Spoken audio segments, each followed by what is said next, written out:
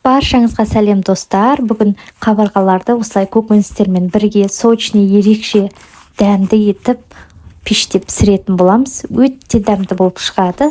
Алдымен тұздығына кірісеміз. Бізде соя тұздығы бір қасық ыдысымызға құйып аламыз.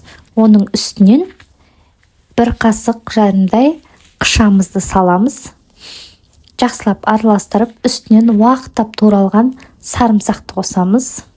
Және сұйық майымызды 2 ас қасықтай құйып, үстінен қызыл бұрышымызды, укропымызды барлығын салып аламыз. Менде сушеный укроп болды. Жақсылап тұрып араластырып аламыз.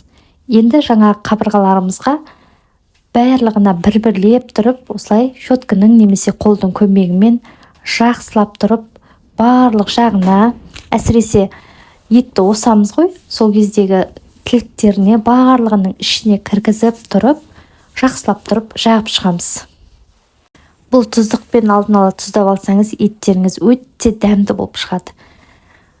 Міне мен осылай етіп дайындап алдым. Менде ірі қара малдың қабырғасы, барлық жағына тұздықты жағып шықтым. Бұл көкөністерге де сіңіп, дәмі өте керемет болып шығады. Осы формамызға кішкене ғана май жағып аламыз да, сәбізімізді, алдымен пиязымызды жақсылап төсеп, үстінен қабырғаларымызды барлық жанды тиіп тұратындай етіп, жақсылап орналастырып шығамыз. Яғни астыңғы бөлігіне қалың етті жақтарын астына қарай қаратып, жақсылап сиятындай етіп орналастырып шығамыз. Сәбіз бен пиязды астына қойдым, өйткені сәбіз бен пияз аздап күйіңкіреп, өте дәмді болып, қоңыр түске боялып, жақсы болып пісіп шығады. Міне осылай орналастырып шықтым. Міне видеода көрініп тұр, етті жағын астыңғы жағына қарай қараттым. Енді осының үстінен картобымызды барлық жеріне жеткізіп, ара-араларына салып, форманың ашық жері қалмайтындай етіп, картоптарды орналастырып шығамыз.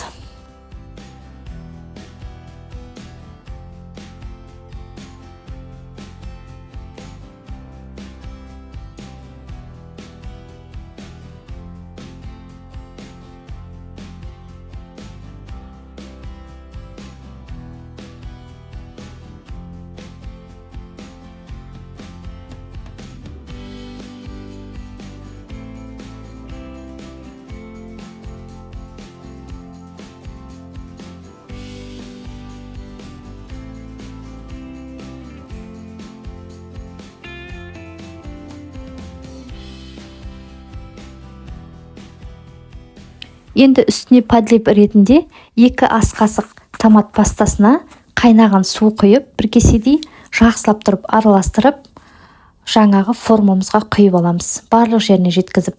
Және жақсы болып, сочный болып пісу үшін барлық жағын фольгамен жақсылап тұрып жауып шығамыз.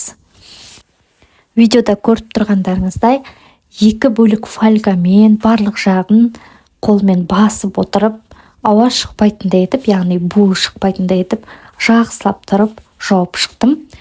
Осы дайын болған тағамымызды 180 градуста алдын ала қызып тұрған пеште 1 сағат 15 минуттай пісіріп аламыз.